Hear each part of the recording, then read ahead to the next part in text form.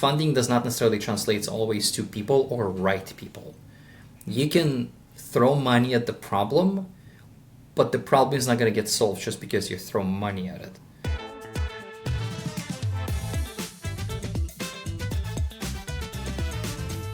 Growth stories often start with funding rounds and product launches, but sometimes they begin with survival. In this episode, Jan Greinstein, founder of Cepien AI, shares how personal resilience shaped his founder conviction and why insight and not just capital is the real growth bottleneck for modern product teams.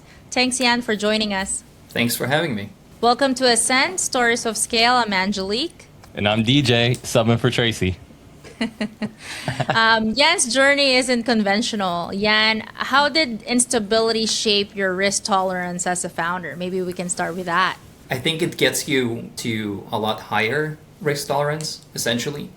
I mean, it depends, right? So when you have a stable job and you have nice income coming in, right, you feel more safe. And obviously coming from homelessness, that's kind of the direction you want to get to eventually. And so when making a decision to start a company, definitely was a very long kind of deliberation. Should I risk that stability and comfort level? But once you're in it, understanding that building a startup is to some degree is not as harsh as living on the streets. So you're like, all right, I got it. Sounds good. But can you tell us about your story, Jan? A little bit backstory about yourself. How far do you want me to take this? As far as you want, and which part you're very comfortable sharing. I'm comfortable sharing with anything. I'm an open book. I don't mind sharing with people. I've been doing this for quite some time now. I was born in a scary place, as a lot of people think or may think, Soviet Union, Ukraine, but at the time was still part of Soviet Union. I grew up in Israel, and then I did military service, and then right after that, I moved to Canada. I was in Canada for 6.5 years. That's when I went to college. I kind of started my career as a designer, if you will, or try to at least. And then I found myself in New York in 2006. And I don't want to go into too many details, but if anyone wants to read the details, they can always find my blog post, an article about my homelessness. But I found myself on the streets. That's the kind of like the backstory of how I got to that place. But then within the first, I would say 7 to 8 months, one of the largest New York State law firms were my client. Honestly, lucky, I guess, I don't know, but an incredibly successful design career across agencies, across different countries and different continents. Eventually, right after being in agencies for about a decade, I decided to stop because I burnt out. Agency life is not for everyone. And I'm an ambitious person, and so I really wanted to be an art director at a certain point. And so I got there super fast. I think, at least at the time, I did not know any art director that was 27 years old, and I was. I burnt myself to the ground, quit the agency life, took some time off, and then moved back to New York in 2014 and went working for startups, and then spent the last decade plus building startups alongside founders. First design hire at 5 startups in the last decade. 3 of them got acquired. Sounds good. Why Cepien? It didn't start as Cepien. It started as Insight. So when I was starting the company, I wanted to be clever. And coming from an agency world where I used to work on branding, like there's a multi-billion-dollar company named Taboola today. I was the first one to work on their branding when they just raised their first round decades ago. And so I wanted to be, something that it's not as simple as Insight, but at the same time representing the core business, if you will, or core technology that we're building, or core solution. And so I went with Insight. The official name of our company is Insight Intelligence.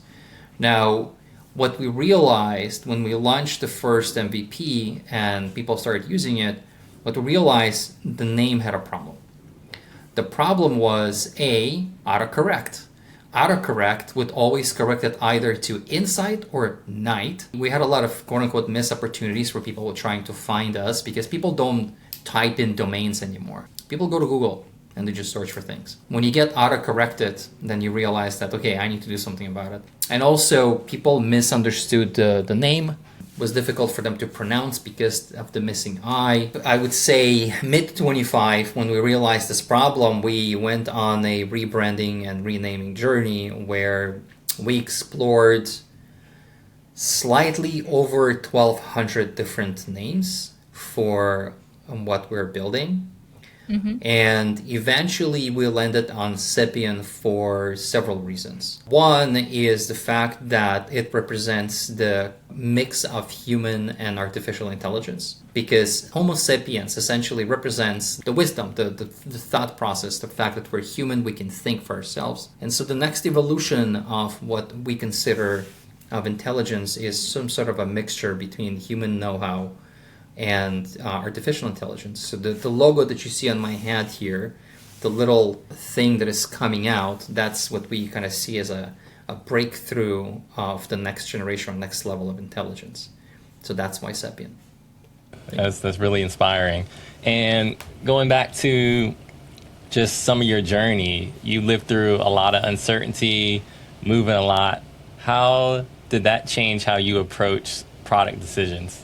Moving really gives you starting over, right? I think that's the key point of immigration is you're essentially starting over from almost scratch, and you have to rebuild everything from almost scratch, right? And so I think that portion essentially creates a different mindset in you as a human, where problem solving is not as of a cognitive overload anymore. I've learned, and I observe this in other immigrants as well, is that you learn to find diamonds in the crap. Like whatever crap is happening to you, you learn how to derive some diamonds out of it. Case in point, when we launched our MVP to public, we did like a soft launch to the public, not private beta. We took it out of the private beta for a little bit to see what will happen. And it was a flop. It was a massive flop. To other people and other founders, that will be considered a massive failure. You spent months working on the product. You have validated the product with your potential ICPs. You have companies on the platform. You have companies paying you for being on the platform. And you launch to the public and you have less than 1% conversion rate. That's a massive punch in the gut. It was a punch in the gut, and it took me exactly 15 minutes to realize that this failure is actually our success moment. And I went back to my team and I said, we just succeeded through failure. And here's why. We just got the cheapest version of incredible amount of lessons that anyone can get in the shortest period of time. We rebuilt our product. We redesigned the entire system. We rebranded and renamed our product. We reintroduced our solution. We considered our entire messaging platform on single failure. Absolutely. I loved hearing that, because they often say you need to fail fast so you can learn. And I can see how your background, having to move and start over, figure things out, be a problem solver, how that translates into you being a founder now. Let's talk about something we see across growth stage companies. Why do companies with funding still ship blindly? Why do you think, and also, do you think that's a deal breaker for a lot of products today that they're doing that versus having funding? Funding is not necessarily the magic dust that will make your product successful or not. Look at OpenClaw. OpenClaw went public, became a big thing, and the guy was just burning $20K a month with no funding. I mean, granted, he's a wealthy guy. He sold the company previously for $100 million. So it wasn't a big deal. But at the same time, making something successful, it's not about funding. It's about understanding the core need of your user or potential user. The reason, as you asked, like why so many companies are still shipping without truly understanding their user, it's because they're rushing. They're rushing, or they don't have enough resources, or they have enough people. Funding does not necessarily translate always to people or right people. You can throw money at the problem, but the problem is not going to get solved just because you throw money at it. Sometimes what I found in my experience working in startups for so many years is that you can solve a problem with a small team if you really know how to hone and understand the core needs of your users. One of the examples that I can bring is I was working at a relationship tech company some years ago. When I joined the company, they had a huge problem. They had a massive amount of downloads on the App Store, but about 20% completion rate, which means people would create an account and only 20% would actually go through the entire onboarding process. That's a huge loss. They spend more money on marketing, communication, explaining the product, on education materials, on Q&As. They spend all this money and yet nothing changed. What changed when I joined, I reshuffled the design team. I hired a few more people to the design team. And we literally took 6 months to basically roll everything back. It's essentially truly diving deep to understand what are the needs of the user, not just wants. The difference between understanding what users want and need, there's a huge gap there. How did you gather that information? Was it through interviewing your audience? Was it through sources on the internet? In order to do this correctly, most companies are still relying on the same process that largely remained the same for the last 3 decades. And that is what you just mentioned. You rely yourself mostly on user feedback. User feedback is typically broken down into 2 parts. One is the one that you're collecting as a design or product team, where you go out and you talk to users. You interview them, you ask them about their problems, you ask them about their needs, you give them your product or your wireframes to test out and see how they respond to it, right? This is what we call research. The other part of it is user feedback side of it is user complaining, user asking. These are typically coming in through surveys, NPS scores, user complaints through ticketing systems like Intercom, Zendesk, or you name it. All of these things are being collected and looked at and like, okay, we have X amount of users complaining about this. Let's solve this. We have X amount of users asking for X features, then we have to build these features. The problem is, oftentimes users don't really know what exactly they need. They just, in their limited amount of knowledge of technology or abilities, they would say, I want that. As the famous quote, and again, I don't know if it's a real one or not, it comes from Henry Ford. If I would have asked my users what they wanted, they would have said a carriage with 3 horses instead of 2, and not a car, right? iPhone 1 was not born because people were asking, I want a screen that I can tap on. iPhone 1 was born because Steve Jobs and his team realized the core need of the user is not about having more buttons. It's about having an ability to complete specific tasks in a more delightful way. And so that's how they figured out the screen is going to be a lot better, and it was. Users didn't wake up one day and said, you know what? I wish there would have been a device that had a big screen that I can tap on. They didn't. At the time, they would wake up every morning and think to themselves, I wish my BlackBerry would have an extra button so I can do X, Y, and Z, or maybe it will be faster. That's it. And that's why most of the phone companies were racing to do that, because they were listening to what their users wanted. They never bothered to understand what their users actually needed. From what I've read also, Cepien reduces UX research from 40 hours to 10 minutes.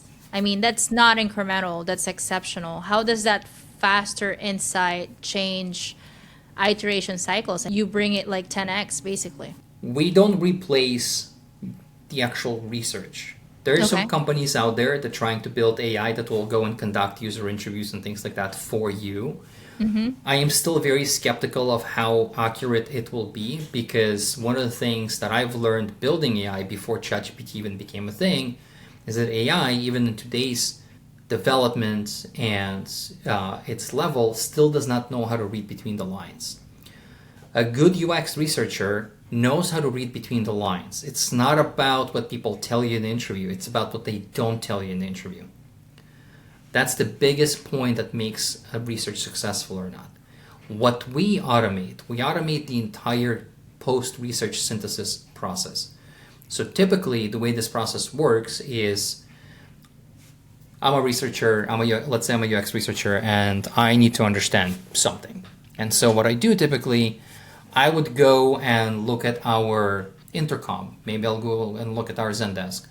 I'll look at my NPS scores. I'll look at some of the surveys that I've conducted. Then I'll go out and I do user interviews. I'll actually talk like we're talking right now. I'll have a transcript, something will transcribe it. It's going to be a whole transcript that I'll put somewhere like Dovetail or Aurelius or whatnot, UX research data repositories. And then I'll go in and I'll spend some time going through all this piece of data, all of the transcripts, all of the conversations in Zendesk or Intercom, all of my surveys, and I try to highlight or tag findings, pain points, requests, needs, annoyance, distrust, the list goes on. Now from there, once I've done all of that, I'll try to see what are the trending things.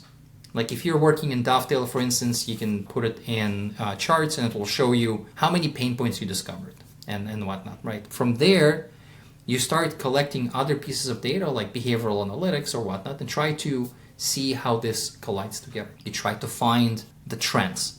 Once you find the trends, from there you can derive typically 1, 2, maybe 3 insights that are actually valuable. And based on that, you'll make quote-unquote recommendations. I found these 3 insights. Here's my 3 recommendations, what we need to do in order to solve for these insights. That is being turned into an actual action, a Jira ticket or a few or something along those lines to actually go and execute and build and ship. Once you build and ship, you take it out there, it's being used, you test it, making sure that you actually understood fully the need, understood the desire, understood the insight, and actually solved the problem. Now, this entire process, on average, can take, with AI today, we've learned in our studies, can take around 40 hours. It used to take between 2 to 3 weeks to a team, not just one person. Our system essentially does that entire process, like that entire piece boils it down to 10 minutes. We say 10 minutes, but in reality, it takes about 10 minutes when you just set up the platform and it starts ingesting and doing everything. But after that, it's mostly real time. Yeah, that's amazing.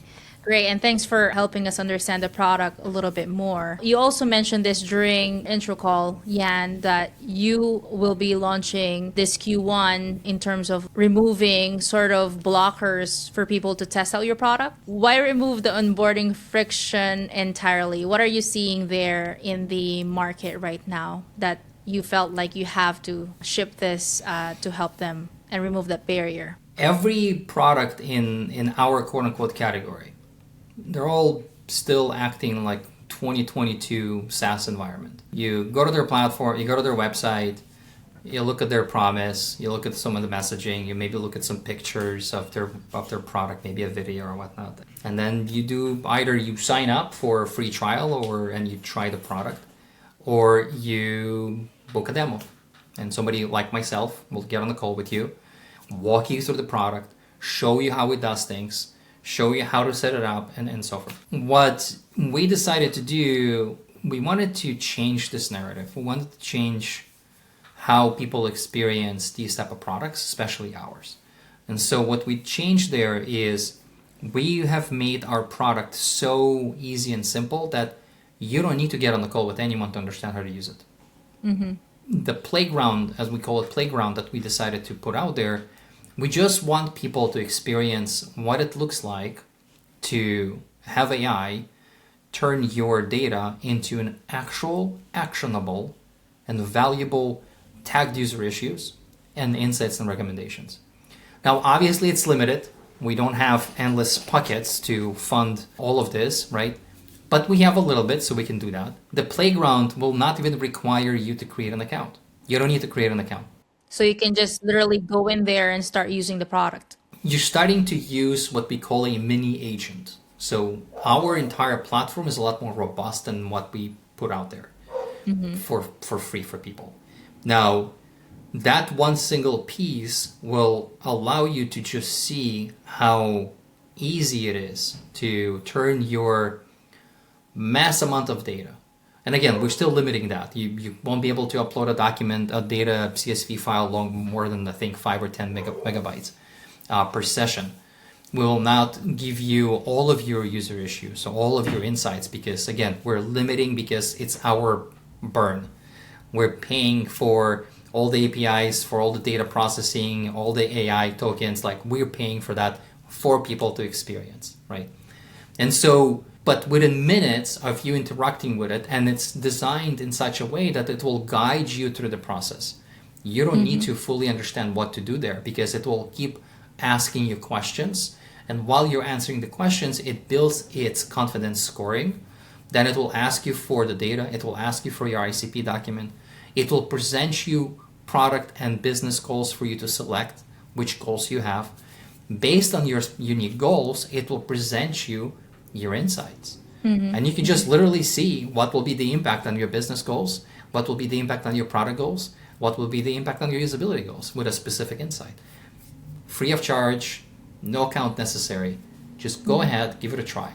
So we're technically launching at the end of this month. So you're launching, and we will be very eager to see the initial results that you'll be getting in that approach, because I think it's very interesting to see a lot of founders, at least in the AI world, figuring out removing the entry of any barriers of entry for users. Because to your point, it's actually easier for people to play around with the tool, but then you have to spend money on tokens and stuff, so you also have to limit it. But you also reduce costs because you don't need to onboard people to do so, and it works both ways. So that's very interesting. And then I've also have conversation about, at least from AI founders, talking about their pricing model. It's not per seat anymore. It's based on usage and stuff like that. So it's really interesting to see how even the consumption, how people consume products today is changing. It's not just how we're retooling ourselves for what's available out there, but even how we consume these products is changing. So that's very interesting to see in the market. Everything is changing. When we launched with a traditional SaaS pricing approach where you basically, pay us per seat. We charge for that. But then we also realized that charging per seat is not going to be scalable. And zooming out, what does sustainable growth look like in agent-driven world now? Some people would look at companies like Lovable and Coursera and whatnot and how they're rapidly growing. But I think sustainable growth will come from finding the right balance between user consumption, right? How they use the products and what they consume.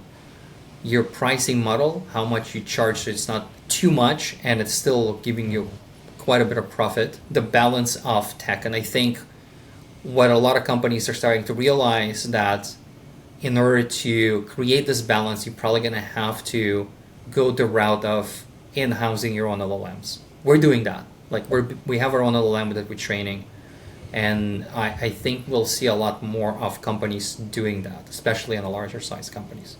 Sounds good. I think this conversation is really interesting because it just not shows the product that you guys are putting together, but also the shifts that we're seeing in entry point, pricing, positioning, and everybody's still early on. Everybody that I've spoken to, we're all testing, we're all trying to break things and learn fast, right? So I think that's very key in the market that we're in today. So thanks, Jan, for sharing that. We'll probably just share more of your findings to us in the next few months here as you roll out your product. Yeah, I think the entire industry is still learning and figuring out how to deploy AI, how to use it, at what capacity. And I don't think we'll see an actual, yes, this is how, this is where, this is why, probably until 28, give or take. That's a good prediction. So we'll definitely look Don't up hold for me that. to it. Everybody, because I think last year everybody's like, okay, we have AI, and everybody's talking about how do we implement this? How do we actually embrace this technology in our company and stuff like that? This year is more on execution, at least from what I've seen. And I think a lot of people will try to jump very fast and have mistakes. Some people will probably do it gradually in a safe mode and then try to augment their workforce and stuff like that. So it really depends. And then we will definitely see results by December of this year, how people did it, right? So I think that'll be interesting conversations to have. As we go through it, I think we'll become understanding of what we're really dealing with. But I think we're barely scratching the surface here. If survival builds resilience and insights is building velocity, maybe the next era of growth isn't about raising more, it's about learning faster. Jan, thank you for sharing your story and your vision. Thank you. This was powerful. And to everyone listening, this is Ascend Stories of Scale, where growth is never linear, but always intentional. Thank you guys for joining us. Thank you, Jan. Thank you for having me.